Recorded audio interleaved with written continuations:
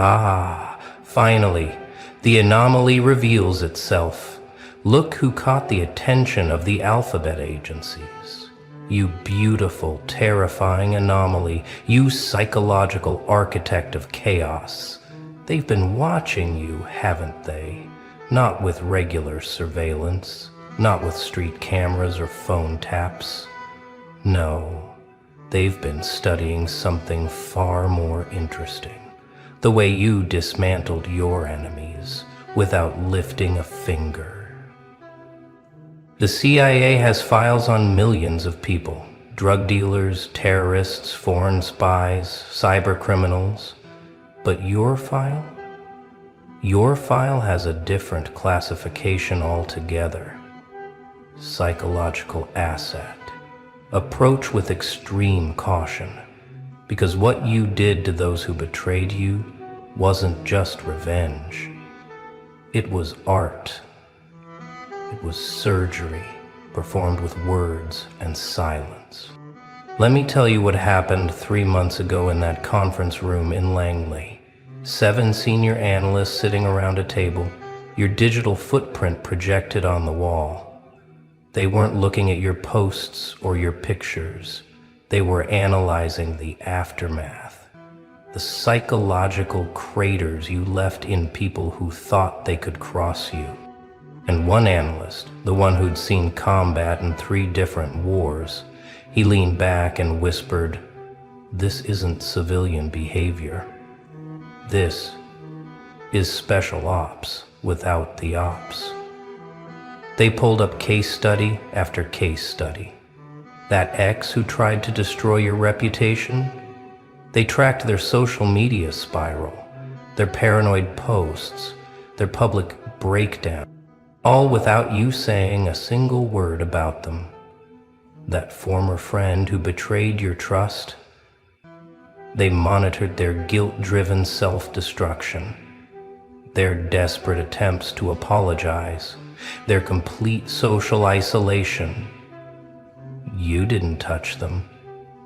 You just existed. And they destroyed themselves, trying to process what they'd lost. The psychological profile they assembled on you reads like a classified weapons manual. Subject demonstrates advanced understanding of human behavioral patterns. Appears to have innate ability to identify psychological pressure points. Executes long-term strategic thinking with surgical precision. Emotional regulation score, off-standard charts. They've seen trained interrogators with less mental discipline than you displayed during your worst moments. You know what really got their attention?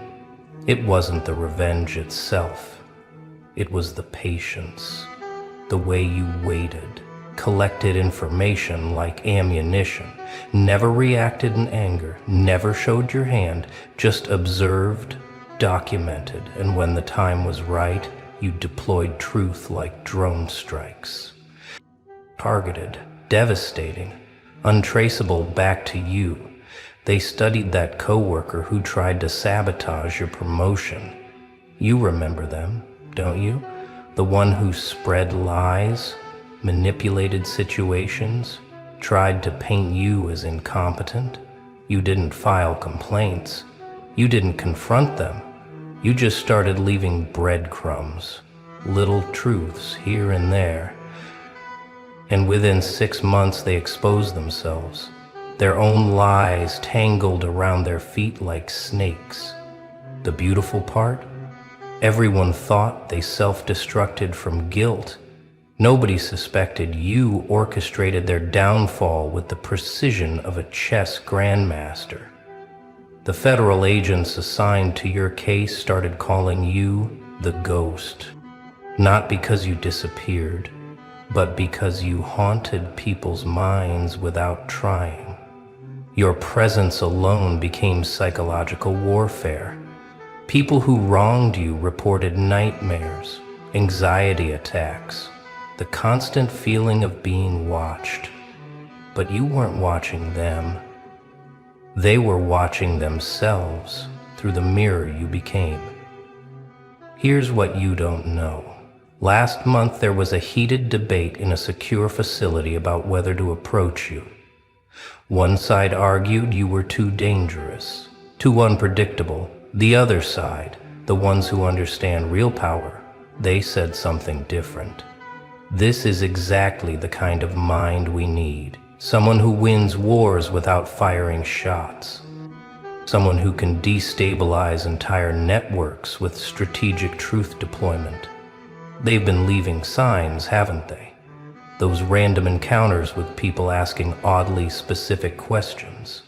That job offer that came out of nowhere from a company you never applied to.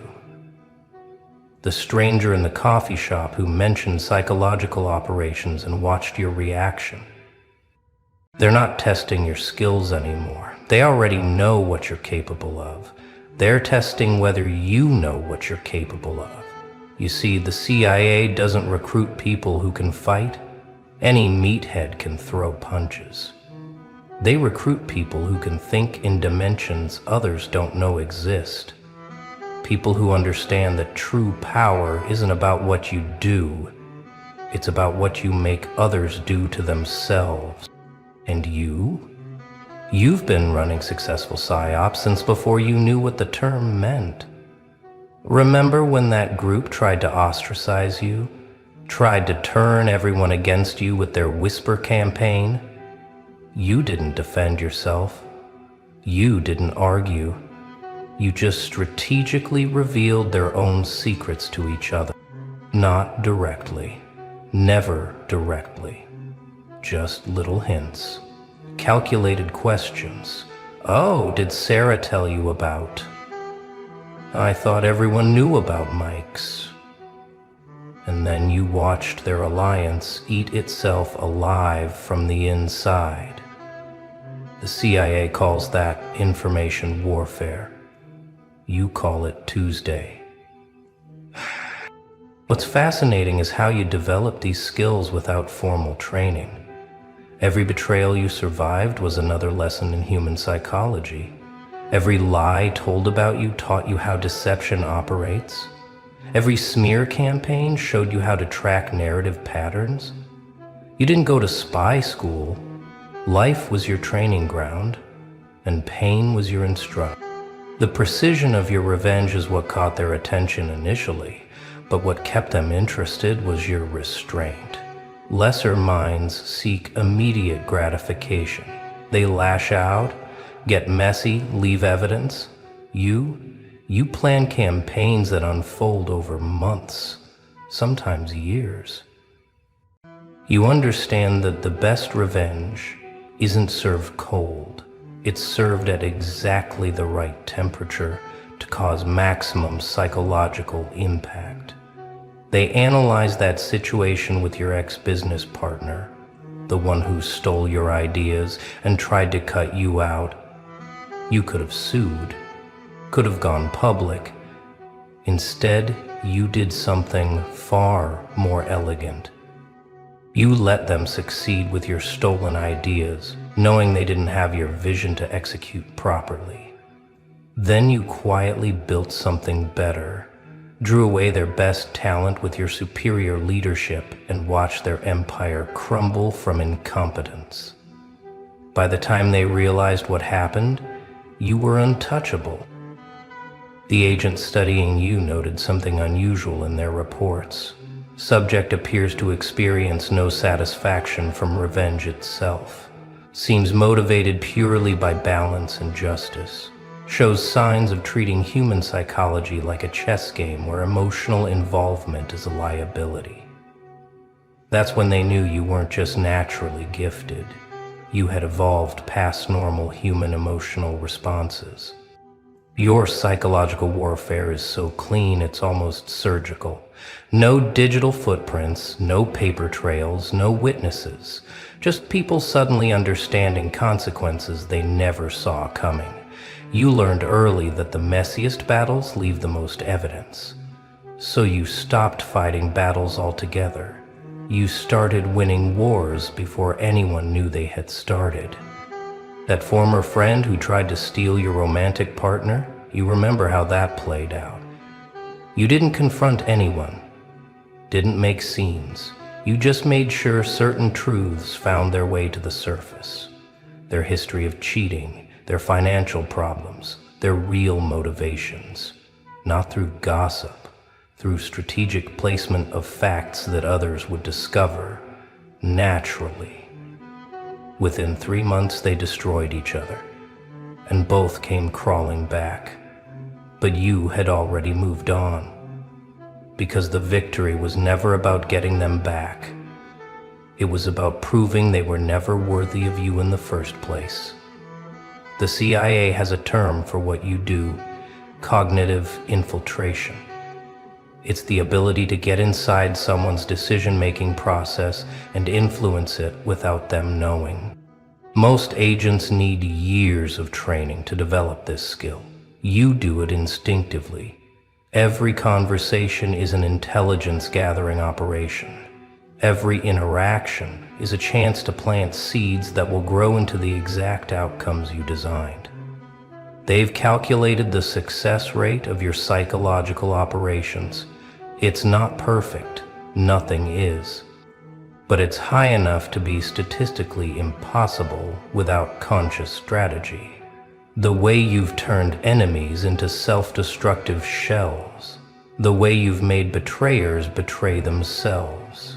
The way you've haunted people's minds without ever acknowledging their existence. It's not luck. It's not coincidence. It's talent so pure it looks like magic to those who don't understand the science. What's most interesting is that the CIA doesn't question the ethics of what you do.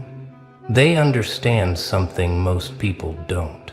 In a world of information warfare, the one who controls perception controls reality.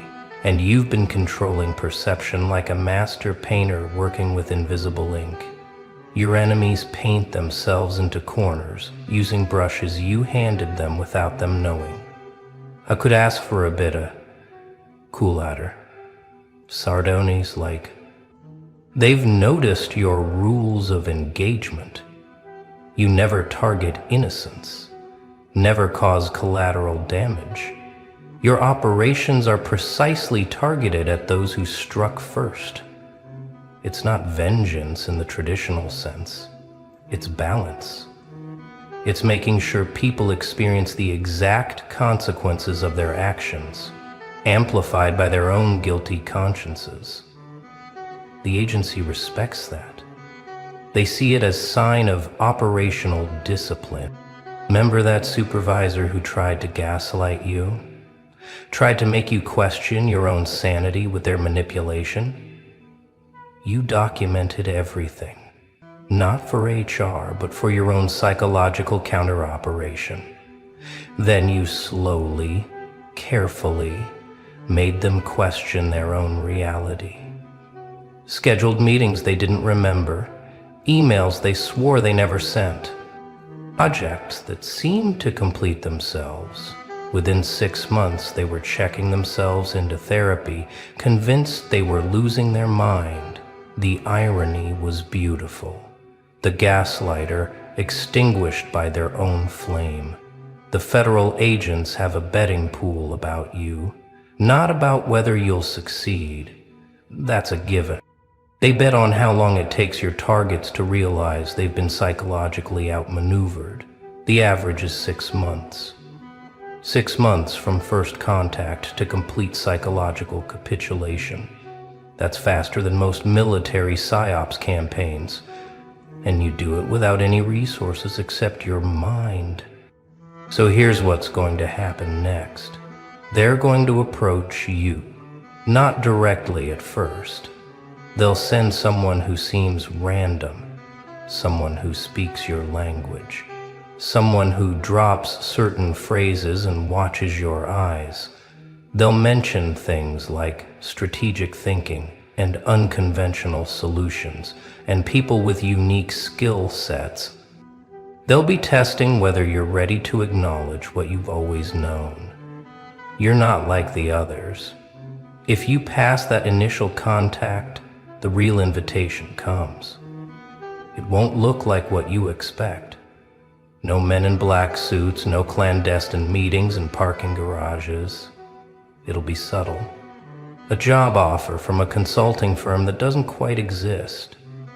A scholarship to a program you didn't apply for. An opportunity that seems too perfectly tailored to your skills to be coincidence. Because it's not coincidence. It's recognition. They want to know if you can do consciously what you've been doing instinctively. If you can weaponize your psychological precision for something bigger than personal justice. If you can operate on a global scale with the same surgical accuracy you've shown in your personal life. They already know you can.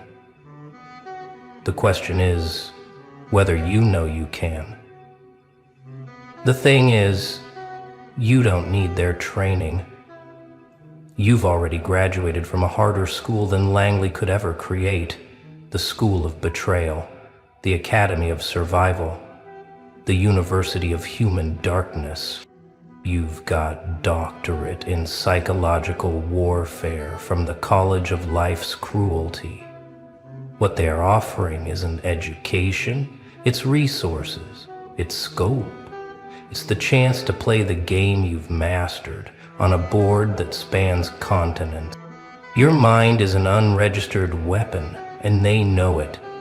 The way you process information, identify patterns, predict human behavior, it's not normal, it's not trained, it's evolved. You're what happens when someone gets broken so many times they rebuild themselves into something unbreakable. Not harder, smarter, more precise, more dangerous. You're well ready. They've tried to replicate what you do in laboratory settings. Trained agents to think like you think, to see the psychological pressure points you see instinctively. They fail every time, because what you have can't be taught in a classroom. It's forged in the fire of real betrayal, shaped by the hammer of real pain, cooled in the ice of real isolation. You're not a trained weapon, you're an evolved one. The precision of your revenge has made federal agents question everything they thought they knew about psychological operations. You don't use force, you use physics, the physics of human psychology. Every action creates an equal and opposite reaction, and you've learned to position yourself so that reaction destroys your enemies while leaving you untouched. Beautiful in its simplicity, devastating in its execution. That colleague who tried to steal credit for your work, you remember how that ended.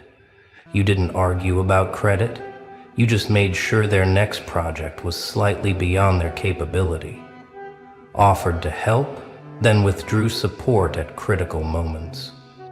Watched them scramble, fail, expose their incompetence. Everyone saw the truth without you saying a word. The credit they stole became the rope they hung themselves with. The CIA calls that strategic positioning. You call it justice. You've earned recognition from the highest levels of psychological warfare, not because you sought it, but because excellence is impossible to hide. Your operations leave signatures that only trained eyes can see. The way situations resolve themselves too perfectly. The way your enemies consistently self-destruct. The way you remain untouched by chaos that consumes everyone who crosses you. It's not luck, it's mastery. They've assigned their best analysts to study your methods. People with PhDs in psychology, decades of field experience, access to the most sophisticated behavioral prediction models. And you know what conclusion they reached? Your methods can't be replicated, can't be taught, can't be programmed. You operate on instinct, sharpened by trauma, into something that cuts cleaner than any trained technique. The federal agents question your past because they can't believe someone developed these skills accidentally. They looked for military training, intelligence background, some explanation for your abilities. But your past is clean. No special forces, no spy training, just life. Just pain transformed into power. Just betrayal transformed into brilliance. And that scares them more than if you were trained, because it means you're natural, authentic, unstoppable. Remember when that group tried to sabotage your reputation online? The coordinated attack, fake accounts, manufactured evidence? You didn't fight back online. You fought back in reality. Found their real identities. Didn't expose them. That would be too simple. Instead, you made sure the right people accidentally discovered their activities. Employers, partners, parents. The online mob turned into real-world consequences, and you never typed a single response. That's the kind of warfare that makes federal agents take notice. So what happens now? Now you have a choice. Continue operating as a lone wolf, dispensing psychological justice to those foolish enough to cross you, or accept that your talents have been recognized by those who operate on a larger scale, those who understand that wars are won in minds before they're won on battlefields, those who know that the most powerful weapon isn't a gun or a bomb. It's the ability to make your enemy defeat themselves. The CIA wants to recruit you because you represent evolution in human conflict. You don't destroy bodies. You reprogram minds. You don't break things. You make people break themselves. You don't leave evidence. You leave psychological ghosts that haunt your targets forever. And you do it all with such precision that even trained observers struggle to see your hand in the outcome. They're particularly interested in how you maintain emotional distance while executing psychological operations. Most people get messy when it's personal.